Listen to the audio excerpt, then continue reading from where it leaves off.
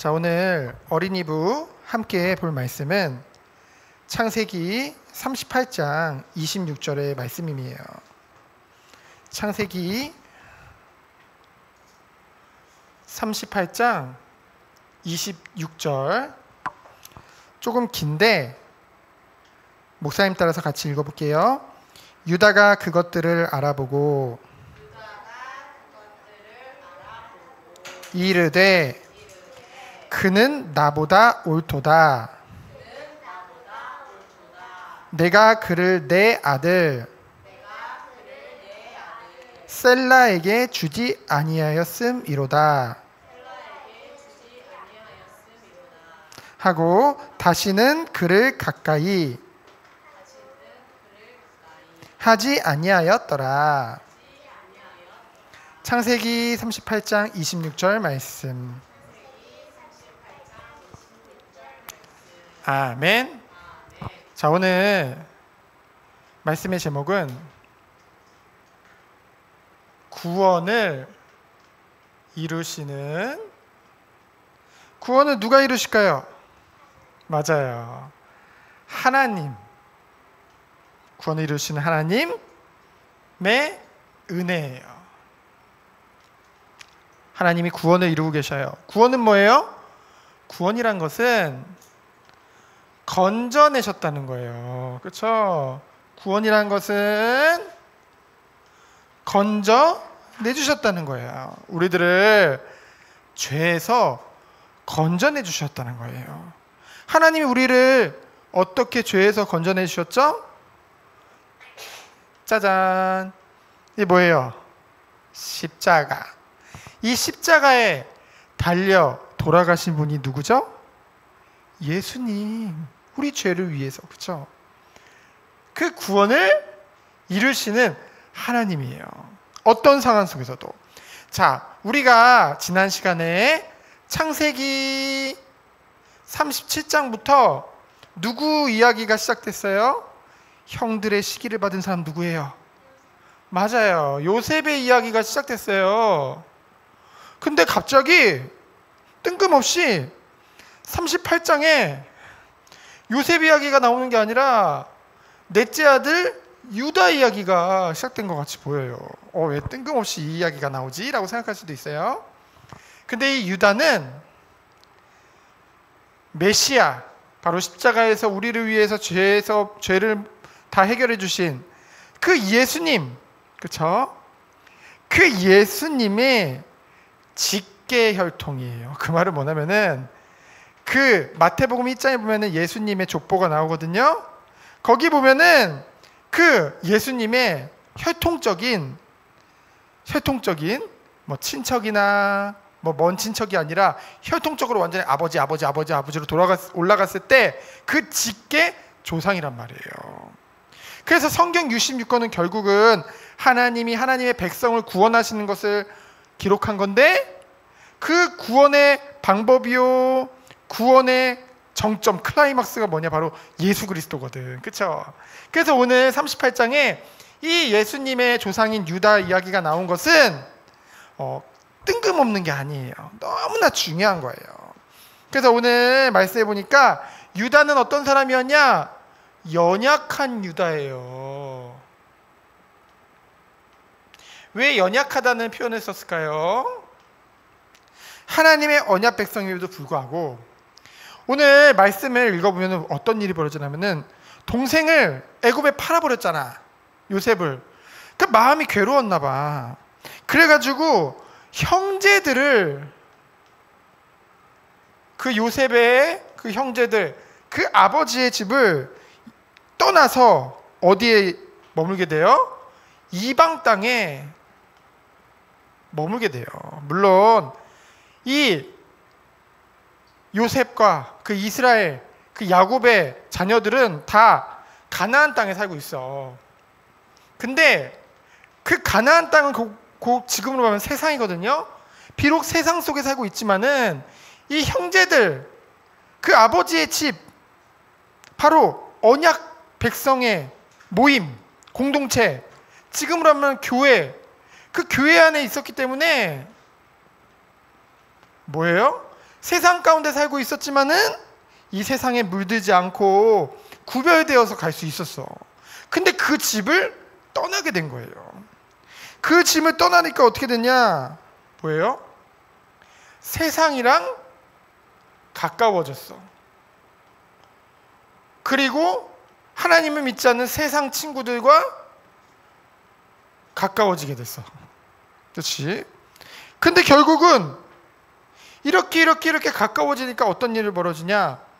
원래 언약 백성은 언약 백성끼리만 결혼해야 되거든요. 근데 누구랑 결혼했어요? 이 이방 땅 가나안 여인하고 가나안 여인을 아내로 맞이하게 돼요. 하나님이 원하시지 않는 결혼이거든요. 그렇죠?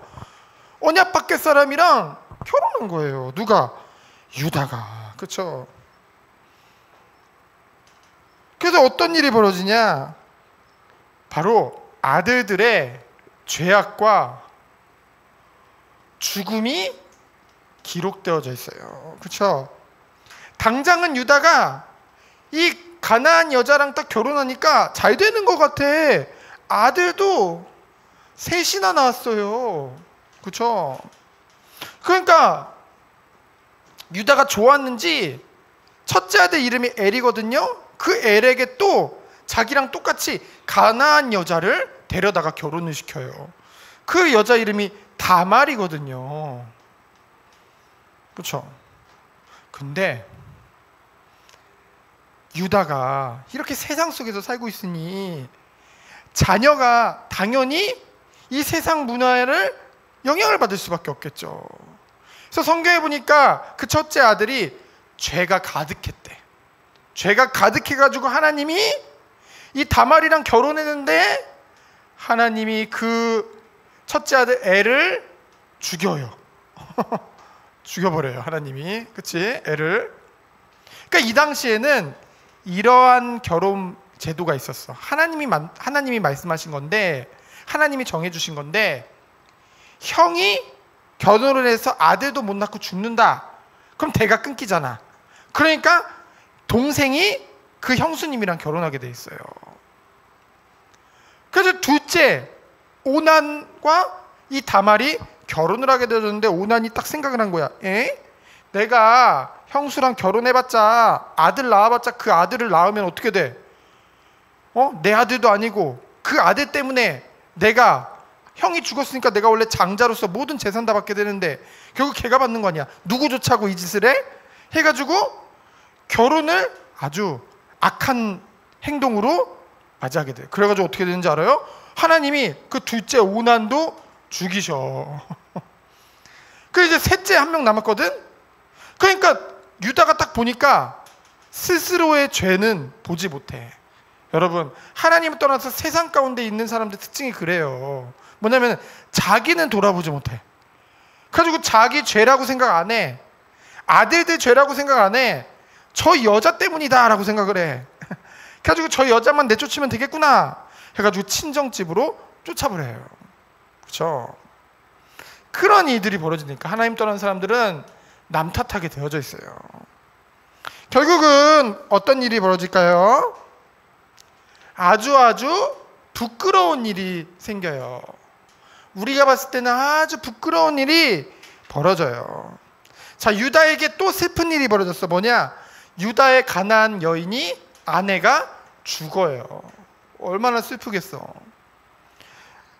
그래서 이 아내가 죽고 나서 얼마 후에 양털을 깎는 그런 축제 기간이 와요. 여러분, 양털을 깎는 축제를 하면 굉장히 큰 잔치를 벌여. 그러니까 그 가운데 이 유다가 술을 잔뜩 마신 거예요. 아내도 죽었죠. 그리고 이 축제 했죠. 그러니까 막 술을 잔뜩 마셨어. 그 소식을 들은 다말은 이게 기회다. 뭐냐? 내가 이대로 이 집에서 쫓겨나면은 아무 재산도 못 받고 나는 평생 과부로 살아야 되는데 싫어. 그러니까 어떻게 해야겠다? 저 술에 취해가지고 제정신이 아닌 저 시아버지를 속여야겠다. 그래가지고 다른 여자인 척 분장을 해. 그래가지고 어떻게 돼요? 그 며느리랑 그 누구야? 유다가 며느리인지 못 알아보고 다른 여자인 줄 알고 어떻게 된 거예요? 결혼을 하게 돼요. 아니 며느리랑 시아버지랑 결혼을 또 하게 되어져요. 그렇죠? 그래서 결국은 이 안에서 누가 태어나냐? 쌍둥이가 또 태어나.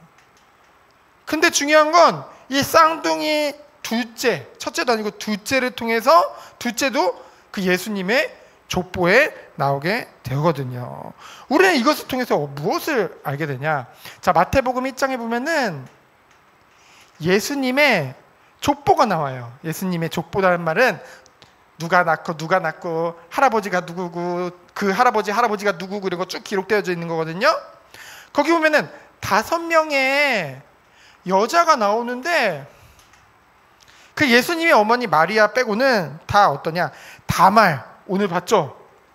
시아버지랑 부끄럽게 결혼한 그 다말, 그리고 기생 라합, 그리고 이방 여인 룻, 그리고 다윗이 자기 부하의 여자를 뺏으려고 가늠해서 낳게 된 그 밧세바, 그 부끄러운 여자 이름 5명이나 나온다니까.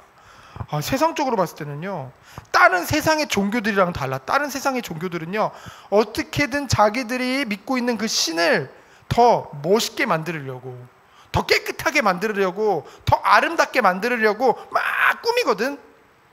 근데 예수님은 보면은 그런 게 아니라 오히려 너무나도 부끄러운 그런 족보같이 보여요. 우리의 가치 기준으로는. 그렇죠?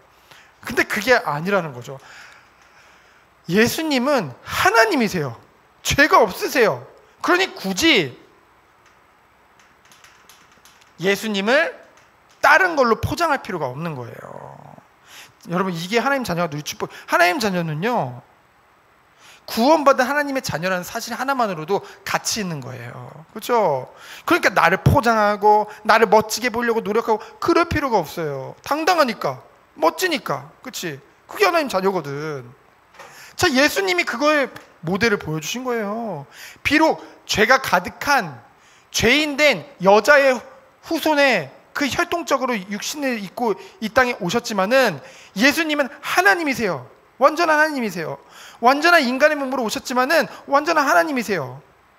그래서 그 예수님은 죄가 없으세요. 그래서 우리를 어떻게 하신 거예요? 구원해 주셨잖아요. 그러니 예수님이 완전한 사람이면서 완전한 하나님이시기 때문에 뭐예요? 죄가 없으신 분이기 때문에 비록 이러한 연약함으로 인해서 많은 죄악 가운데, 죄들 가운데 태어나신 것 같지만은 정작 예수님은 죄가 없으세요. 그래서 죄인된 우리를 위해 십자가에서 죽으심으로 우리를 완전히 구원해 주신 거잖아요. 그래서 오늘 말씀 뭐예요? 구원을 이루시는 하나님의 은혜가 어디 안에 있어요? 이 축복을 보면 우리는 알 수 있는 거예요. 그래서 여러분들이 정말로 나는 구원받은 것 자체로, 하나님에게서 택함을 받아서 구원받은 것 자체로 나는 굉장히 존귀한 존재구나. 언니랑 동생이랑 오빠랑 누구랑 비교할 필요가 없어요. 나 자체로 너무나 귀한 존재예요. 그렇기 때문에 어느 곳에 가든지 당당할 수 있는 거예요. 멋지게 살아갈 수 있는 거예요. 이 축복이 우리 사랑하는 주의 자녀들에게 누려지기를 예수 그리스도 이름으로 축원드립니다. 이 시간 기도합니다.